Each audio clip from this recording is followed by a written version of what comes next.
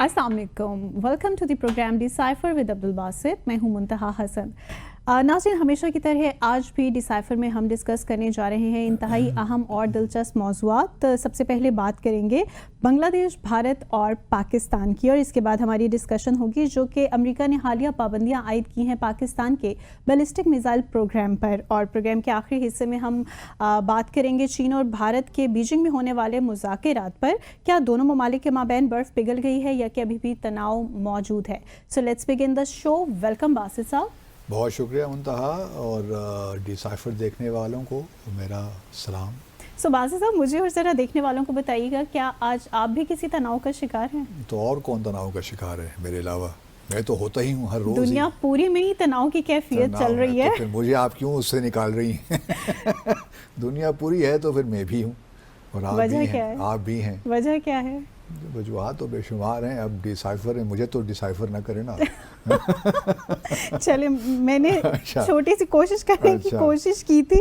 सो बासित साहब, मुझे बताइएगा कि आपके ख्याल में ये जो वज़ीर आज़म शहबाज शरीफ और डॉक्टर मोहम्मद यूनुस के माबैन मुलाकात हुई है, आप इसको किस तरह से देखते हैं? कोई अंदर की कहानी हमारे साथ शेयर करें ना। बड़ी इंटरेस्टिंग मुलाकात हुई है, लेकिन पहले अपने नाजरीन की दिलचस्पी के लिए थोड़ा सा D8 के बारे में कुछ बता देते हैं, क्योंकि D8 डेवलपिंग कंट्रीज़ की एक ऑर्गेनाइजेशन है जहाँ मुसलमान ममालिक ही हैं इसमें।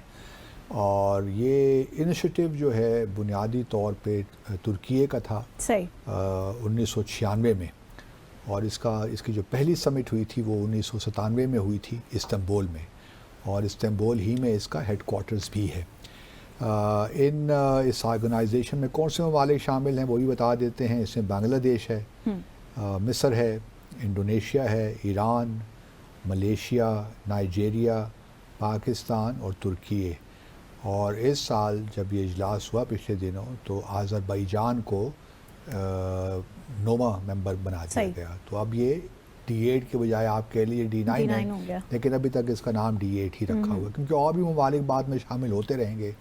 तो बहरहाल चूँकि फाउंडिंग मेंबर्स इसके 8 यही ममालिक हैं जिनका मैंने जिक्र किया, तो अभी इसको D8 प्रोमिनेंट ममालिक तो आ गए ना इसके अंदर। आज़रबाईजान भी बड़ा अहम मुल्क है, और पाकिस्तान और तुर्की और आज़रबाईजान के बड़े ज़बरदस्त ताल्लुकात हैं। अच्छा, उसके अलावा ये भी याद रहे कि ये सारे ममालिक हैं, अगर आप इनकी आबादी देखिए तो ये तकरीबन 1.3 बिलियन के करीब है, और इनका जो कंबाइंड जो पॉपुलेशन है वो ये, और कंबाइंड जो GDP है वो 5 ट्रिलियन डॉलर से ज़्यादा है।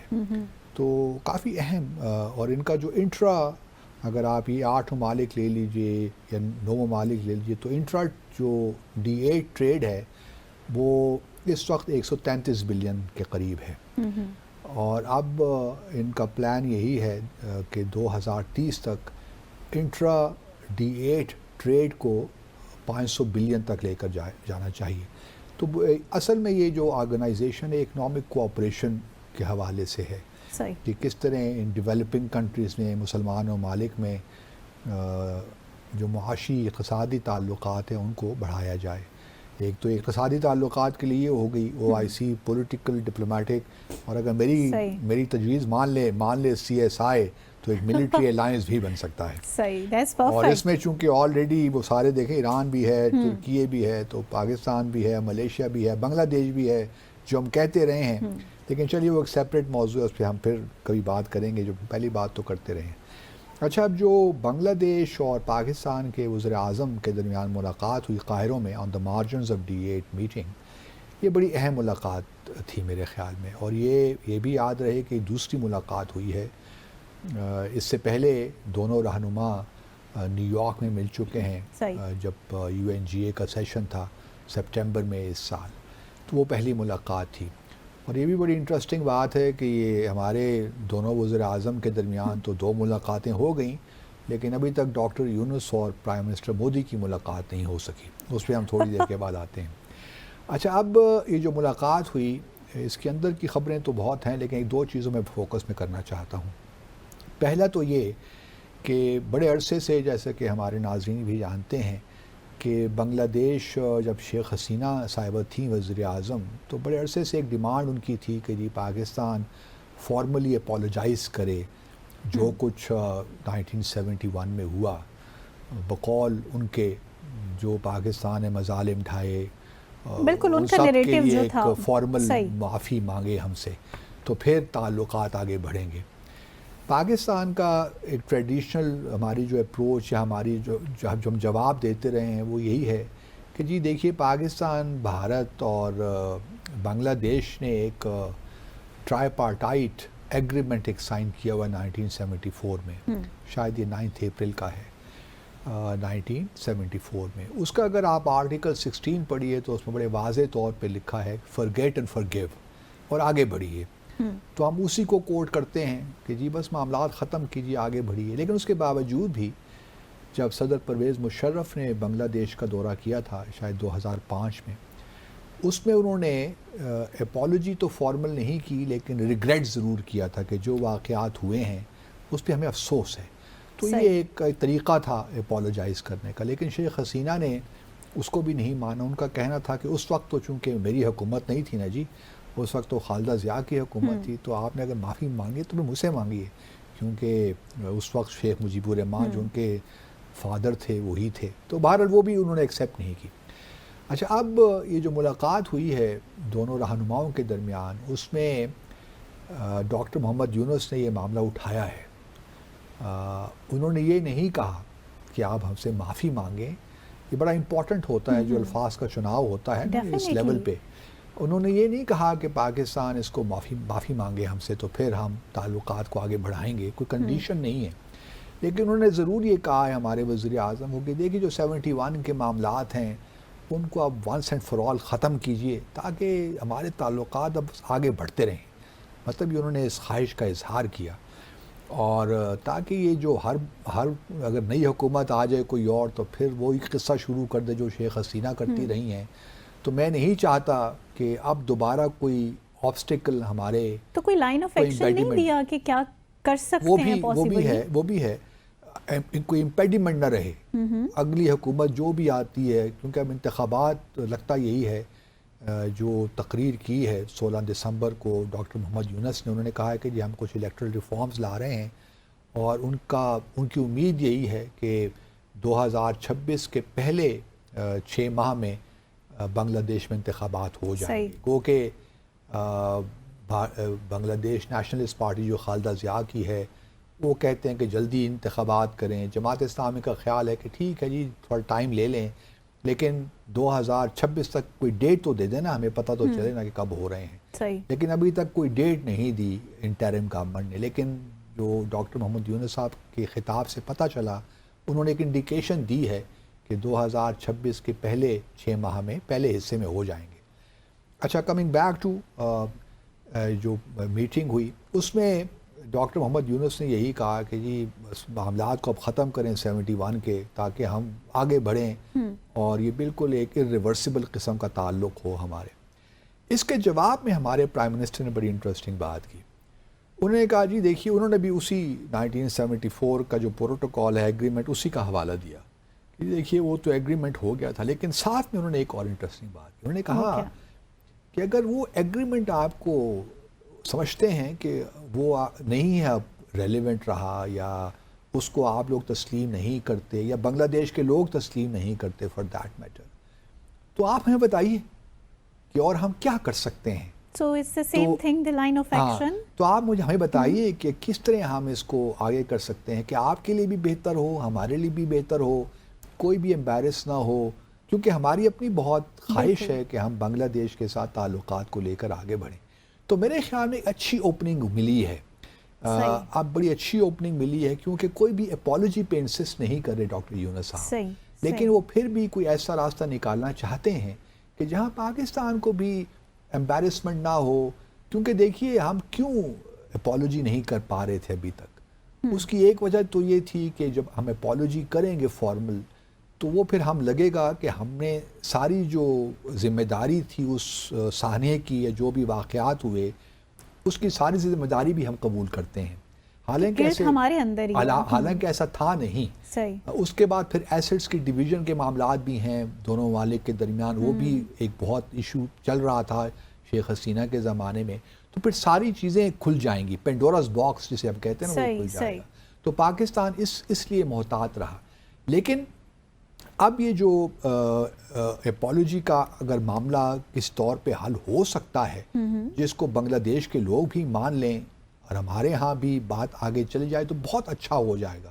کیونکہ دوبارہ یہ جو ایک ایسا ایشو ہے نا، جس طرح ڈیورنٹ لائن کا ایشو ہے نا افغانستان اور پاکستان کے درمیان، جو کہ ہے نہیں لیکن افغانستان کی جانب اس کو بنایا جاتا ہے.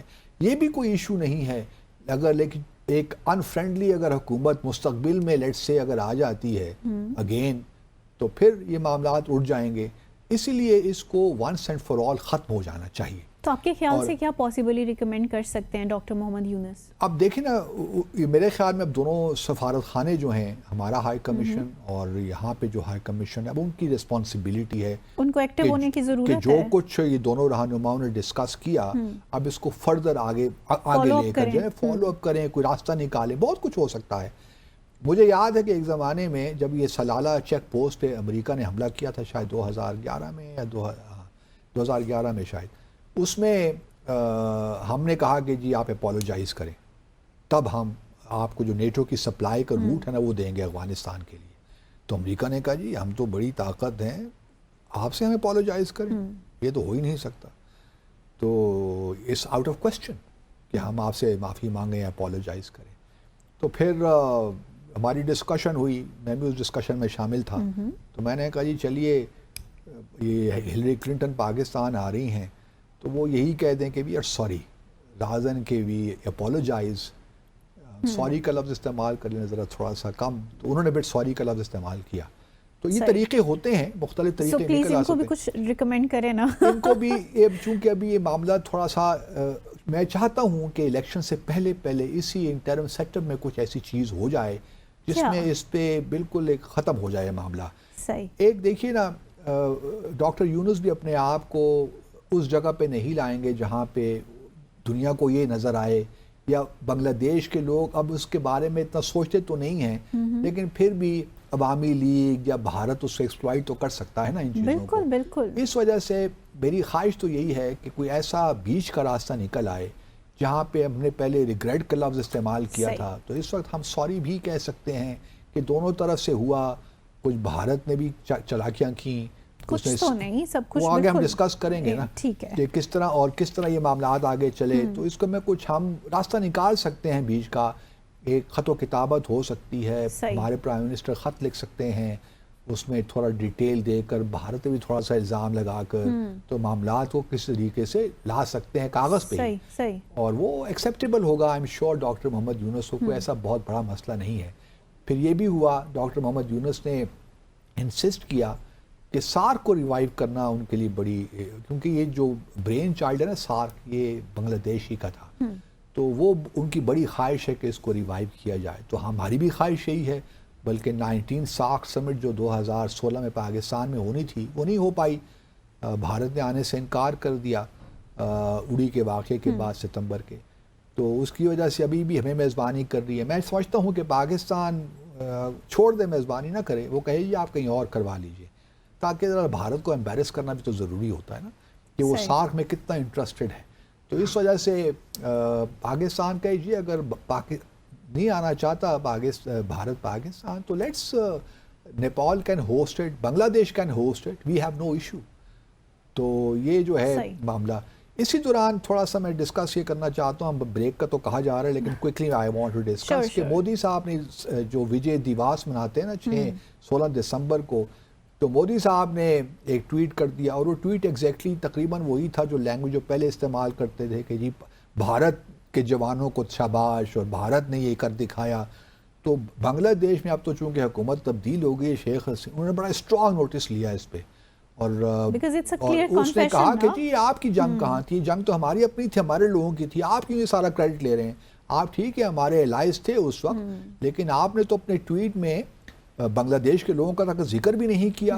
ٹھیک ہے 2023 میں تو یہ بات بنتی تھی، لیکن مودی صاحب کو چاہیے تھا کہ اب 2023 نہیں ہے، 2024 ہے، اور بنگلہ دیش میں جو زمینی حقائق ہیں وہ تبدیل ہو چکے ہیں. لیکن بہرحال وہ ہندوتوا مائنڈ سیٹ ہے نا، وہ بنگلہ دیش کو فی الحال چاہتے ہیں کہ ان پہ پریشر بلڈ کرتے رہیں. لیکن بہرحال بیک فائر فار انڈیا. لیکن اسٹل ادراک ہی نہیں کر پا رہے کہ کیا ادراک ہے بھی تو وہ ایک ذہنیت ہے نا, ایروگنس ہے, ایروگنس. ڈیفینیٹلی. ایک چھوٹا سا بریک لیتے ہیں ناظرین, بریک کے بعد واپس آئیں گے اور شامل کریں گے دیگر اہم موضوعات. Stay with us. Welcome back after the break. Basit صاحب, امریکہ نے تو اپنی جانب سے پاکستان کے بیلسٹک میزائل پروگرام پر پابندیوں کا اعلان کر دیا ہے, لیکن جیسا کہ ہمارے وزیر اعظم صاحب بھی بڑے انٹرسٹنگ ہیں, ان کے جو مشیر صاحب ہیں حنیف عباسی, وہ بڑے انٹرسٹنگ قسم کے شخص ہیں, تو انہوں نے کیا اپنے ہی لوگوں پر میزائل داغنے شروع کر دی ہیں, یہ بھی کچھ ڈسائفر کریں.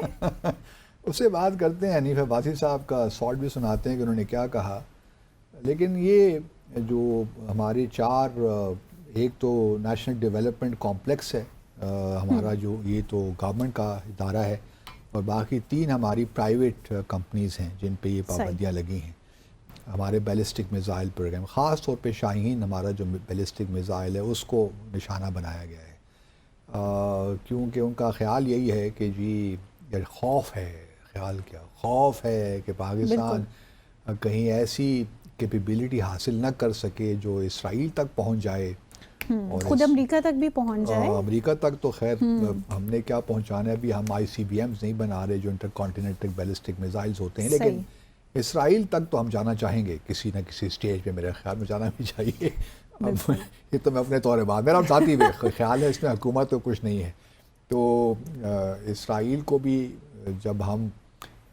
جب یہ کریسنٹ سیکیورٹی انیشیٹو ہو جائے گا نا, تو پھر ہمیں بنانے پڑیں گے. صحیح. تو اچھا, یہ جو دیکھیے سینکشنز کوئی بڑی بات نہیں ہے, حالانکہ ہمارے یہاں بہت اس پہ ڈسکشن ہو رہی ہے. کوئی پہلی دفعہ تھوڑی ہوا ہے یار. امریکہ تو ہمیشہ سے ہی ہمارے نیوکلیر پروگرام کے بھی خلاف رہا ہے اور میزائل پروگرام کے بھی خلاف رہا ہے. اس سے پہلے بھی ہم نے بے شمار سینکشنز دیکھی ہیں, لیکن ان سینکشنز کے باوجود بھی پاکستانی قوم کو سلام کہ ہم نے اپنا نیوکلیر پروگرام بھی جاری رکھا, اپنا میزائل پروگرام بھی جاری رکھا, اور آج ہم جس مقام پہ ہیں وہ بے شک یہ سینکشنز لگاتے رہیں, کوئی فرق نہیں پڑتا میرے حساب سے. تو اس لیے زیادہ فکر مند ہونے کی ضرورت نہیں ہے لوگوں کو کہ ان سینکشن سے ہمارا جو ڈیٹرنس ہے وہ کمپرومائز ہو جائے گا.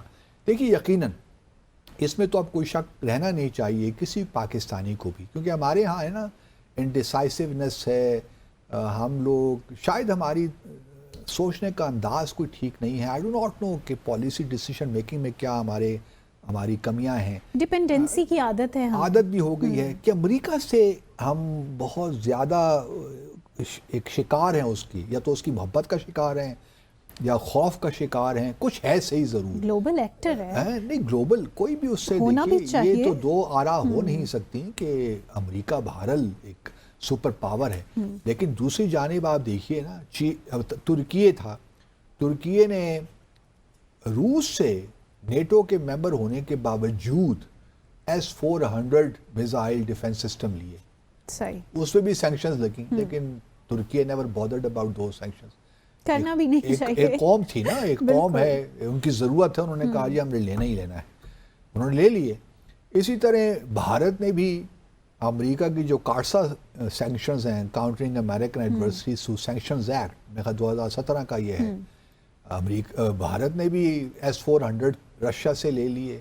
وہ بڑے کہتے رہے کہ جی ہم سینکشن لگائیں گے. انہوں نے کہا بھاڑ میں جائیں جی, آپ ہماری اسٹریٹجک پارٹنرشپ آپ ہماری ایک طرف, لیکن ہماری ضرورت ہے, ہم سمجھتے ہیں کہ S-400 ہماری ضرورت تو ہم لیں گے ان سے.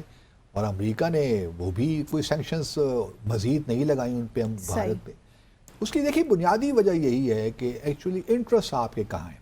امریکہ کو اس وقت معلوم ہے کہ پاکستان اور چین کی جو اسٹریٹجک پارٹنرشپ ہے وہ بڑی زبردست آگے جا رہی ہے, جس طرح امریکہ اور بھارت کی جا رہی ہے.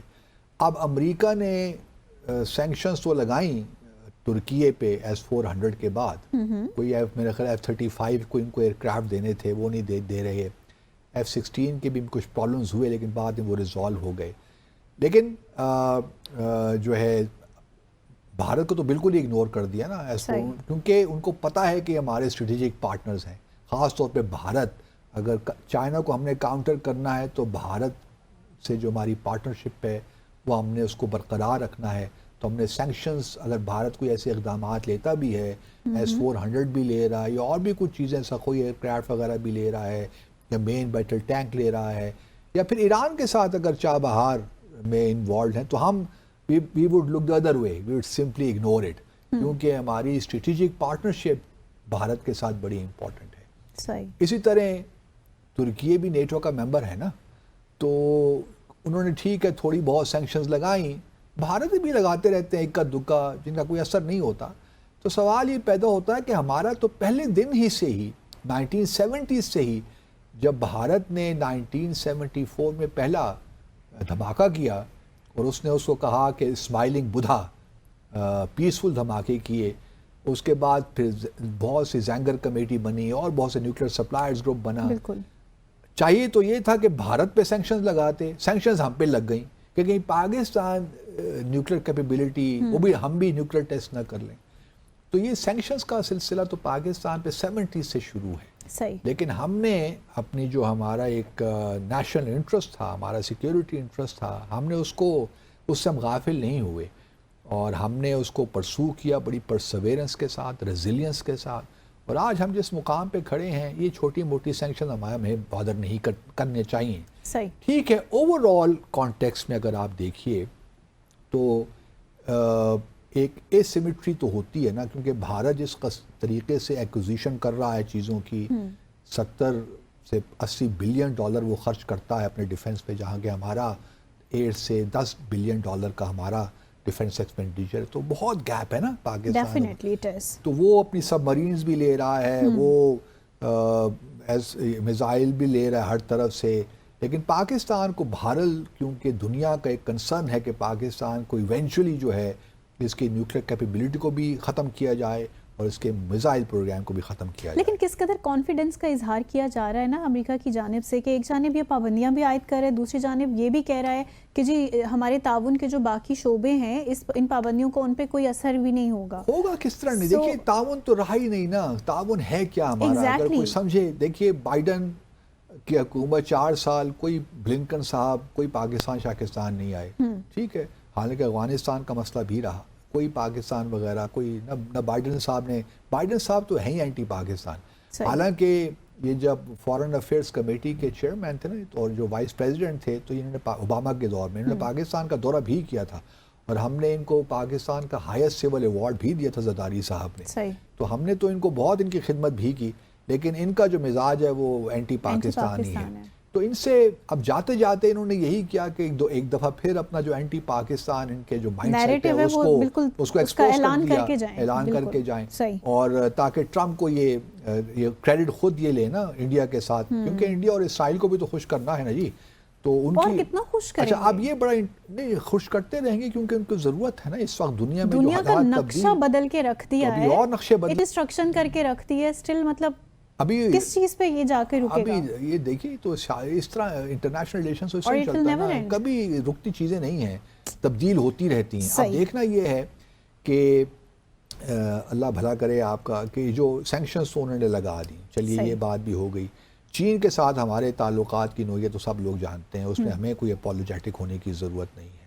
یہ ہمارا میزائل پروگرام تو جاری رکھا. اسرائیل اور بھارت کی لابی البتہ بہت ایکٹیو ہے واشنگٹن میں, اور وہ اس قسم کے کام کرواتی رہتی ہے. مجھے افسوس صرف اس چیز کا ہے کہ اسٹیٹ ڈپارٹمنٹ تو ہمیشہ سے اینٹی پاکستان رہا ہے, لیکن پینٹاگون میں کیونکہ ہماری ملٹری ڈپلومیسی ماضی میں بڑی رہی ہے, ہم ایک زمانے میں سینٹرل سیٹوں کے بھی تو ایک تعلقات ہمارے رہے ہیں. لیکن یہ میزائل کو اس وقت نشانہ بنانا ہماری, میں سمجھتا ہوں کہ ایک سفارتی ناکامی بھی ہے. Let's admit that. وہ کس طرح سے؟ دیکھیے ہم نے یہ پہلے تو ہونا نہیں چاہیے تھا اس اسٹیج پہ. اب جو دیکھیں نا حنیف عباسی صاحب کیا کہتے ہیں, ذرا ان کی پہلے بات سن لیں, ذرا سنائیے پروڈیوسر صاحب. پہلے تو یہ کہا گیا کہ امریکہ نے ہماری حکومت گرائی ہے, اب اسی سے حکومت میں واپس آنے کی بھیک مانگ رہے ہیں. ملک کے دفاعی اداروں کے اوپر اور ان کے نیوکلیر پروگرام کے اوپر پابندیاں لگوانا, یہ سارا اس پلان کا حصہ ہے. آج اگر ہم محفوظ ہیں, ہماری سرحدیں محفوظ ہیں, تو کس وجہ سے محفوظ ہیں؟ وہ اس نیوکلیر پاور کی وجہ سے محفوظ ہیں. پی ٹی آئی بہت عرصے سے جب سے ان کی حکومت گئی ہے تو وہ کرنا چاہتی تھی صہیونی طاقتوں کے ذریعے, غیر ملکی طاقتوں کے ذریعے اپنے اقتدار کو حاصل کرنے کے لیے ہمیں پاکستان کی سالمیت نہیں کھیلنا. Is this all about our politics کہ کچھ بھی ہوگا ہم اپنی مرضی کے مطابق اس کو مولڈ کر لیں گے؟ یہ انڈائریکٹلی جو پاکستانی ڈائسپورا ہے نا اس کو بھی الزام دے رہے ہیں. میں تو Do you agree with these statements? دیکھیں پہلی اسٹیٹمنٹ ان کی ٹھیک ہے ایک لحاظ سے کہ دیکھیے نشانہ تو ہے امریکہ کا ہمارا نیوکلیئر میزائل پروگرام، لیکن یہ کہنا کہ جی پاکستانی پی ٹی آئی کا اس میں ہاتھ ہے اور انڈائریکٹلی وہ یہ کہنا چاہتے ہیں کہ ڈائسپورا ہے، انہوں نے لابنگ کی ہے اگینسٹ پاکستان، یہ مجھے تھوڑا سا مطلب میں اس کو کنڈون نہیں کر سکتا اس اسٹیٹمنٹ کو. صحیح. دیکھیے آپ یہ باتیں کر کر مزید اپنے ڈائسپورا کو الجھا رہے ہیں، ان چیزوں میں پہ لے کے جا رہے ہیں. ہونا نہیں چاہیے. دیکھیے وہ آپ کے ایسٹ ہیں، اگر وہ پی ٹی آئی کو سپورٹ بھی کرتے ہیں تو آپ کو اس سے فرق نہیں پڑنا چاہیے، کیونکہ ہمیں بہرحال ریاست اور حکومتوں کے درمیان فرق ملحوظ رکھنا چاہیے. یہ تو آپ نے بہت خوبصورت بات کی ہے. ایک تو ریاست کے انٹرسٹ ہے نا، اور میں نہیں سمجھتا کہ پاکستانی ڈائسپورا چاہے وہ یو کے میں ہو چاہے وہ یو ایس میں ہو وہ پاکستانی ریاست کے خلاف کوئی کام کر سکتا ہے. بالکل. یہ جو نیوکلیئر ہمارا ڈیٹرنس ہے، یہ جو ہمارا میزائل پروگرام ہے، یہ کسی حکومت کی میراث نہیں ہے یا ان کا اثاثہ نہیں ہے، یہ ریاست کیا ہمارا اثاثہ ہے، یہ ہمارے ڈیفنس کے لیے ہے. یہ تو متنازع ہے ہی نہیں کسی طور بھی. اس لیے عباسی صاحب نے گو کے براہ راست تو ان کو نہیں مخاطب کیا، لیکن ان کا کہنا یہی تھا کہ چونکہ ڈائسپورا ہمارا بڑا ایکٹیو ہے وہاں پہ، وہ پی ٹی آئی کو سپورٹ کرتا ہے، تو ساری ان کی کارکردگی ہے، انہوں نے پاکستان کے خلاف لابنگ کی ہے. میں سمجھتا ہوں کہ ان اسٹیٹمنٹ سے اجتناب کرنا چاہیے، کیونکہ یہ مزید ہمارے اوورسیز پاکستانی جو ہیں، جو ہمارا ڈائسپورا ہے، اس میں مزید ایک لحاظ سے اضطراب کی کیفیت پیدا کرتا ہے اور ان کو ریاست سے بدظن کرتا ہے. کوئی بھی حکومت جو ہو اس کو یہ زیب نہیں دیتا کہ وہ اس قسم کے بیانات دے. آپ نے امریکہ کو آپ کریں نا، امریکہ کو آپ اس کو لان تان کریں کہ آپ نے کیوں سینکشنز لگائیں، آپ نے اسرائیل اور بھارت کے ہاتھ مضبوط کیے، آپ پاکستان کو بھارت کے خلاف کمزور کرنا چاہتے ہیں. جس طرح ہمارے فورن آفس نے بڑی اچھی اسٹیٹمنٹ ایشو کی اس کے ریاکشن میں، اسی اسٹیٹمنٹ کو آپ دہرا دیتے اگر آپ نے واقعی اس پہ حضرت سرائی کرنی ہی تھی. آپ نے، کیونکہ ہمارے ہاں تو ٹام ڈک اینڈ ہیری ہر کوئی ہر معاملے میں بولنا چاہتا ہے. مطلب مجھے تو ان کا کیا کام ہے حنیف عباسی صاحب کے جو امریکہ نے جو سینکشن لگائی ہیں اسے بات کریں. ہمارے فورن آفس نے ایک اسٹیٹمنٹ دے دی نا، کافی نہیں ہے یہ ہر کو کیوں بولتا ہے ہر معاملے میں، مجھے سمجھ نہیں آتی کیا مطلب. آپ نے آڑے ہاتھوں لے لیے حنیف عباسی صاحب کو. یہ پہلی دفعہ نہیں ہے نا. مسئلہ یہ ہے کہ ہر شخص پاکستان میں غلط ہے، چاہے وہ مشیر ہو اسپورٹس کا، چاہے وہ مشیر ہو آئی ٹی کا، چاہے وہ مشیر ہو ریلیجس افیئرس کا، سب کو مزہ آتا ہے فورن پالیسی ایشو سے بات کرنے کا. وہ بابا فورن آفس نے ایک بڑے سوچ سمجھ کے ایک ویل تھاٹ آؤٹ اسٹیٹمنٹ نکالی ہے. آپ کو کیا ضرورت ہے کہ وہ پھر ہر کوئی دیکھے نا، مثال کے طور پہ ایک بام بلاسٹ ہوتا ہے، اللہ معاف کرے اور نہ ہو، صدر سے لے کر ہر کوئی جو ہے اسپیکر تو سینٹ چیئرمین تو فورن منسٹر تو ہر کوئی اس پہ بیانات دیتا شروع کر دیتا ہے. اور جو بندہ ریلیونٹ ہوتا ہے وزیر داخلہ ہو گیا یا ان کا بیان سب سے آخر میں آئے گا. یہی حال فورن آفس یہ جو ہے فورن پالیسی ایشو سے بھی ہے. فورن پالیسی تو میں تھوڑا سا ان کو خیال رکھنا چاہیے کہ اس قسم کی اسٹیٹمنٹس نہیں دینی چاہیے. ہمارے پاس ٹائم ہے. اچھا اس کے دیکھیے اب یہ تو چلیے حنیف عباسی جانے، ان کا کام جانے، ہمارا کام تو یہ ہے کہ ہم چیزوں کی نشاندہی کر دیں تاکہ جو یہ ہمارا ایک ہے نا ہمیں بولنے کا ایک مرض جو ہے لاحق ہوا ہے پاکستان میں، یہ ذرا کم ہو، اور حکومتی سطح تو بہت ضروری ہے. دوسری بات میں ایک حکومت سے بھی کرنا چاہتا ہوں. دیکھیے آپ صبح شام آتے ہیں، پی ٹی آئی کو نشانہ بناتے ہیں، ان کے کے خلاف باتیں کرتے ہیں، ٹھیک ہے پالیٹکس میں یہ ہوتا ہے، لیکن it's not really serving anything. جتنا زیادہ آپ کرٹیسائز کرتے ہیں وہ بومرینگ کر رہا ہے، کوئی فائدہ اس کا نہیں ہوتا. آپ اپنے کام پہ توجہ دیں. عوام آپ کو یہ چاہتی ہیں آپ کو ڈیلیور کریں. آپ دیکھیے نا یہاں پہ پاکستان میں صبح شام کبھی ایک منسٹر پنجاب سے، کبھی ایک ایڈوائزر، صبح شام پریس کانفرنسز ہوتی رہتی ہیں اور وہ پی ٹی آئی کو آڑے ہاتھ، اور کوئی کام نہیں ہے پاکستان میں اس کے علاوہ. مطلب میں تو حیران ہوتا ہوں اپنے ملک میں. فوکس آپ کا کام پہ ہونا چاہیے، کام اور بس کام، جس طرح قائد محمد علی جناح نے کہا. لیکن ان لوگوں کا سارا دن فوکس پتہ نہیں پی ٹی آئی کا کیا ان کو ہو گیا ہے، فکسیشن ہو گئی ہے اس کے ساتھ کہ اس سے وہ نکل ہی نہیں. سیاست ایک حد تک اچھی لگتی ہے، آپ کیجئے، لیکن صبح شام یہی اگر آپ گردان کرتے رہیں گے تو پھر لوگ توجہ دینا چھوڑ دیتے ہیں نا. لوگ بھی फॉर ग्रांटेड लेते हैं ना फिर इस तरह के बयानबाजियों को. Fed up. They want them to deliver, यार. It's time to deliver. Focus on your work and delivery. सही. चलिए हनीफ अब्बासी साहब को तो आपने खासा नाराज कर दिया. यहाँ पे लेंगे मुख्तसर सा वक्फा. Stay with us. Welcome back after the break. So break से पहले हमने बासी साहब से एक सवाल किया था जिसका शदीद अच्छी सी डिप्लोमेसी का मुजाहरा करते हुए वो हमारा सवाल तो गोल कर गए. सो बासी साहब आपने अपने तनाव का तो हमें नहीं बताया, बड़ा डिप्लोमेटिक वे में उसका आंसर कर दिया और उसको इग्नोर कर दिया. I just want to know about ये जो अब तनाव की कैफियत मौजूद है चीन और भारत में, क्या ये मौजूद है या कि इन दोनों के माबैन बर्फ़ कुछ पिघल गई है? पहले तो बड़ा अच्छा है कि आप मेरे तनाव से आगे बढ़कर अब चीन और भारत के तनाव की जानिब बढ़ गई हैं. बढ़ना पड़ेगा. Thank God. I am relieved. अच्छा, उसमें आप देखिए भारत और चीन का जो मामला है काफ़ी इंटरेस्टिंग है. अभी बीजिंग में 18 दिसंबर को एक मुलाकात हुई, 23वां राउंड हुआ चीन और भारत के स्पेशल रिप्रेजेंटेटिव्स के दरमियान. और भारत के रिप्रेजेंटेटिव तो आप जानती हैं अजीत दोवल हैं, हमारे बड़े अच्छे दोस्त भी हैं. और उनकी जानिब से जो चीन के फॉरेन मिनिस्टर हैं बैंगबी, वो स्पेशल रिप्रेजेंटेटिव हैं. ये स्पेशल रिप्रेजेंटेटिव का इजलास होता रहा है कि जो बॉर्डर इश्यूज़ हैं या लाइन ऑफ एक्चुअल कंट्रोल के जो डिस्प्यूट्स हैं उनको सेटल करें, रिजॉल्व करें. तो ये 2003 से ये प्रोसेस चल रहा है. सही. इससे पहले भी, और ये जो इजलास हुआ ये तकरीबन ये 5 साल के अरसे के बाद हुआ है. आखिरी जो इजलास हुआ था वो दिल्ली में हुआ था 2019 में. लेकिन उससे पहले भी अगर आपको याद हो ना तो चीन और भारत के दरमियान झड़पें होती रहीं. ख़ास तौर पे डोकलाम का जो 2017 में डोकलाम के रीजन में अभी काफ़ी झड़पें हुई थी, लेकिन उसमें कोई हलाकत नहीं हुई थी. लेकिन ये जो गलवान में हुआ था मई जून के महीने में, उसमें 20 भारतीय जो हैं फौजी मारे गए थे. सही.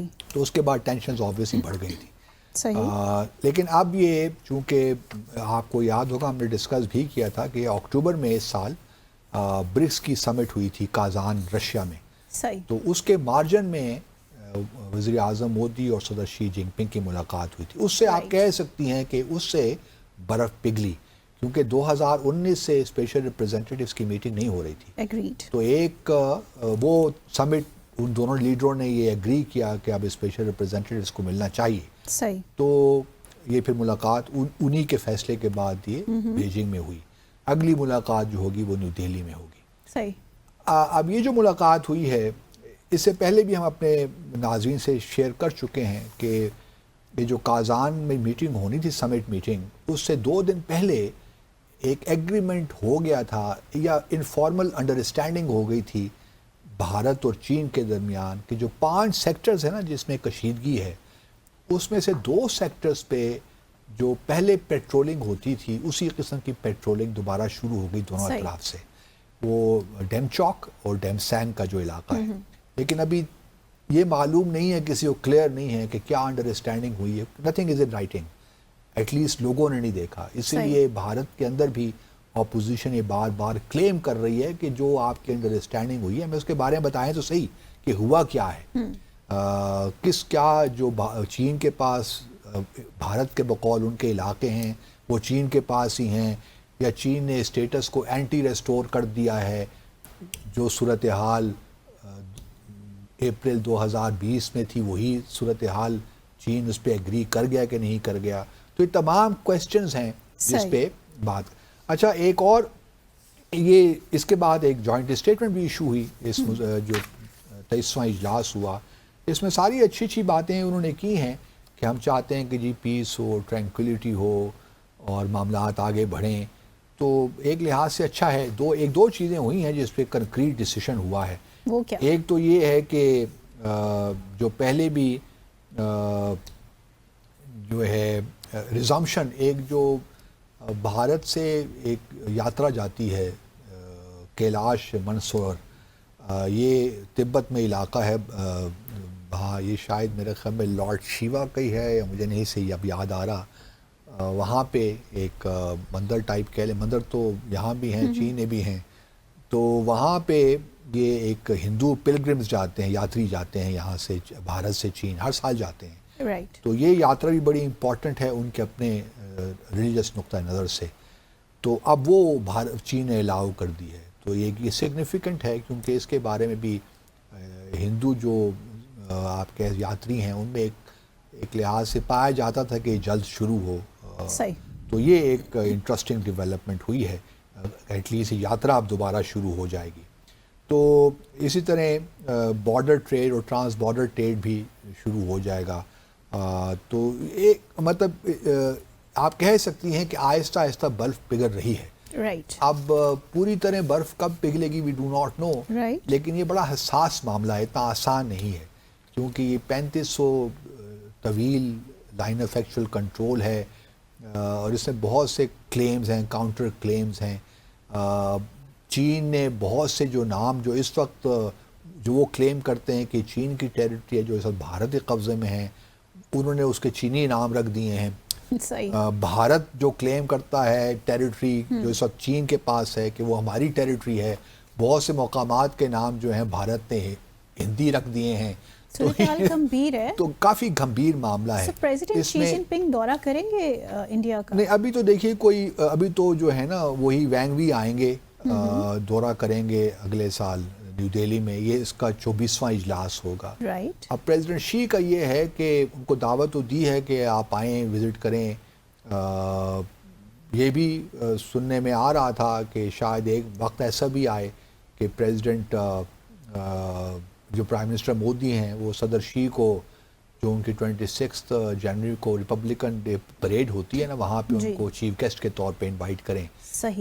لیکن اس کے بارے میں کچھ کنفرم نہیں کر سکتا, لیکن یہ بھی بازار میں گرم ہے بھارت میں کہ شاید صدر شی کو بلائیں. لیکن صدر شی اب تو چونکہ 20 جنوری کو ان کو پریزیڈنٹ ٹرمپ نے بلا رکھا ہے اپنی اناگوریشن کے لیے, وہ اب کنفرم ہو گیا ہے. ٹرمپ کی جو ٹیم انہوں نے کنفرم کر دیا ہے کہ انہوں نے پریزیڈنٹ شی کو بلایا ہے. اب پریزیڈنٹ شی جاتے ہیں نہیں جاتے وی ول سی. ہم نے پہلے بھی یہ ڈسکس کیا تھا کہ اگر چلے جائیں تو بہت اچھا ہوگا, لیکن پریزیڈنٹ شی یہ بھی امپریشن نہیں دینا چاہتے کہ بس پریزیڈنٹ ٹرمپ نے بلایا تو وہ چلے گئے, حاضر ہو گئے ان کی خدمت میں, کیونکہ ان کو بہت خوف ہے پریزیڈنٹ ٹرمپ کا, تو یہ تاثر بھی نہیں دینا چاہتے. لیکن باسط صاحب یہاں ایک سوال میرے ذہن میں آیا کہ ابھی یہ جو برف آہستہ آہستہ پگھل رہی ہے بقول آپ کے, یہ چائنا کی جو کاؤنٹر امریکہ پالیسی ہے, کیا اس کا حصہ ہے کہ وہ بھارت کے ساتھ قربتیں بڑھانا چاہ رہا ہے؟ یہ بڑا اچھا سوال ہے آپ کا. دیکھیے چین کا اور روس کا ہمیشہ سے یہ رہا ہے کہ ٹھیک ہے بھارت کا جھکاؤ اس وقت جو ہے وہ امریکہ کی جانب ہو رہا ہے. دونوں ممالک کوارڈ کا حصہ بھی ہیں جس کی سمٹ میٹنگ اب نیو دہلی میں ہوگی, اگلے سال بھارت میں ہوگی. اس میں پریزیڈنٹ ٹرمپ یقیناً آئیں گے جو میرا خیال ہے. لیکن روس اور چین کا یہی ہے کہ ٹھیک ہے جی اسٹریٹجک پارٹنرشپ بھی ہو رہی ہے. ہمیں پتہ ہے کہ چین بھارت اس وقت امریکہ کے ہاتھوں میں ایک لحاظ سے کھیل ہی رہا ہے نا جی, لیکن بھارت کے اپنے انٹرسٹ تو ہیں, اس کو بڑا اسکلفلی وہ رشیا کے ساتھ بھی اس نے اپنے ریلیشن شپ مینٹین رکھے ہوئے ہیں. اب تھوڑا سا چین لچک دکھا رہا ہے بھارت کو, اور اس کی بنیادی وجہ یہ ہے کہ وہ چاہتے ہیں کہ ٹھیک ہے ہم بھی اپنے طور پہ کوششیں تو کرتے رہنا کہ بھارت پوری طرح امریکہ کی گود میں جا کر گر نہ جائے, کیونکہ ان کے لیے امپورٹنٹ ہے کہ شنگھائی کوآپریشن آرگنائزیشن بھی ایفیکٹو ہو, برکس بھی ایفیکٹو ہو, کیونکہ بھارت دونوں کا ممبر ہے. تو ان کی خواہش تو ہے, اس لیے چین تھوڑی بہت لچک دکھا رہا ہے کہ ٹرمپ کے آنے سے پہلے اگر معاملات مطلب ایک کسی اچھی جانب چل پڑتے ہیں تو چین اور رشیا چونکہ وہ کنفرنٹیشن نہیں چاہتے, خاص طور پہ چین کنفرنٹیشن نہیں چاہتا ہے اس وقت, اسی لیے وہ تائیوان کا جو بھی معاملہ ہے اس کو بھی وہ تھوڑا ڈیلے کر رہا ہے. اس پہ بھی پہلے تو ایک خبر یہ تھی نا کہ 2027 تک چین تائیوان کو بائی فورس لینا چاہتا ہے, طاقت کے ذریعے بھی لے لے گا. لیکن اب جو خبریں چین کے اندر سے آ رہی ہیں کہ وہ انہوں نے اس کو پوسٹ پون کر کے ڈیلے وہ 2047 تک لے گئے ہیں, جب ان کا 100 ایئرز پورے ہو جائیں گے چائنا کو. تو اب وہ ٹارگٹ انہوں نے ٹائم پیریڈ رکھا ہے کہ اس ٹائم پیریڈ کے اندر ہم چاہتے ہیں کہ ری یونیفیکیشن ہو جائے, تائیوان جوائن کر لے مین لینڈ چائنا کو. تو اس وجہ سے وہ کوئی ایسی کنفرنٹیشن نہیں چاہتے. ایون وہ امریکہ کے ساتھ بھی کنفرنٹیشن نہیں چاہتے, جو اب ٹیرف وار سے شروع ہوگی اس میں تو کوئی شک نہیں ہے. لیکن میرا اپنا خیال یہی تھا کہ اگر چین کے صدر چلے جاتے تو ممکن ہے کچھ حالات میں بہتری آتی, کچھ انڈرسٹینڈنگ ہو جاتی کہ کس طرح ہم نے حالات کو آگے لے کر چلنا ہے. لیکن جو پریزیڈنٹ ٹرمپ کی طبیعت ہے اس سے ہم سب واقف ہیں. ان کو آپ پریڈکٹ نہیں کر سکتے کہ اگلے لمحے وہ کیا کرنے جا رہے ہیں.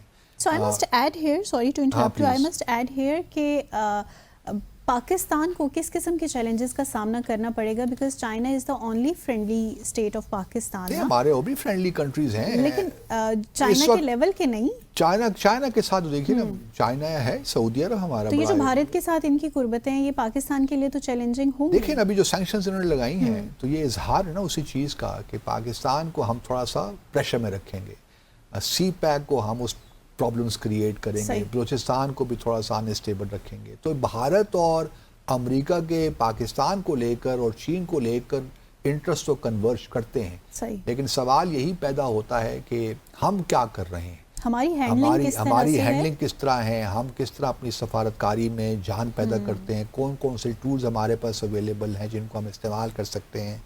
اور بات اتنی ہوتی ہے منتہا کہ دیکھیے جب تک آپ کی سیاست میں ایک استحکام پیدا نہیں ہوگا نا, ملکی سیاست میں, بالکل اس وقت تک آپ یہ تصور نہیں کر سکتی کہ آپ کے ملک کے اندر جو معاشی ترقی ہے وہ صحیح معنوں میں اپنا پوٹینشل آپ حاصل کر سکیں. یہ دونوں چیزیں لازم و ملزوم ہیں. جو لوگ یہ کہتے ہیں کہ جی ہم بس سیاست میں ابتری ہو اور اقتصادی خوشحالی ملک میں آ جائے, تو ایسا ہوتا نہیں. کہیں بھی دنیا میں نہیں ہوتا, پاکستان میں کیا, آپ دنیا کا کوئی ملک اٹھا کے دیکھ لیں. دیکھیں نا کل میں انشاءاللہ ہم ڈسکس کریں گے سوڈان کا معاملہ کہ کس طرح ان کے پاس کتنے ویلتھ ہے, کتنے ریسورسز ہیں, لیکن سول وار جاری ہے. تو وہاں پہ اگر آپ کہیں کہ اکنامک ڈیولپمنٹ شروع ہو جائے تو ممکن نہیں ہے نا. اس طرح وینیزویلا کے پاس دیکھیں کتنا آئل ریزروز ہیں, لیکن وہ بھی انہی معاملات کا شکار ہیں. سیاست میں جو ایک political stability is the prerequisite in my view. وہ کہتے ہیں سینا qua non ہے اور جو ہے اس کے لیے معاشی تلقی کے لیے. تو ہمارے لیے باتیں سوچنے کی ہیں, اور میں امید کرتا ہوں کہ ہمارے جو لوگ اس وقت حکومت میں ہیں یا اپوزیشن میں ہیں, سب کی ذمہ داری ہے, ریاست تو ہم سب کی ہے, اور لوگوں کی بات کریں گے, لوگوں کا سوچیں گے, ان کے بھلے کی بات کریں گے. پرفیکٹ. لاسٹ 30 منٹس 30 منٹس اور 30 سیکنڈز, سوری 30 سیکنڈز. پروگرام کے سٹارٹ میں آپ نے بڑا ڈپلومیٹک وے میں میرا جو سوال ہے اس کو رد کر دیا. آخری سوال کری, امید ہے کہ اس کا آپ مجھے جواب دیں گے. آپ نے کہا کہ اجیت دوول صاحب آپ کے بہت اچھے دوست ہیں, سو پاکستان کب بلا رہے ہیں ان کو؟ میرے بلانے سے اگر آ جاتے ہیں, پہلے میں کیوں بلاؤں ان کو, پہلی بات دوست ہیں, میں خود چلا جاتا ہوں آپ ان سے ملنے. سو لیٹس سی ویئرس کے باسط صاحب اب بھارت کا دورہ کب کر رہے ہیں. اور اسی کے ساتھ ہی آج کے ہمارے پروگرام کا وقت یہاں اختتام پذیر ہوا چاہتا ہے. اجازت دیں, آپ سے ملاقات ہوگی انشاءاللہ کل مزید موضوعات کے ساتھ.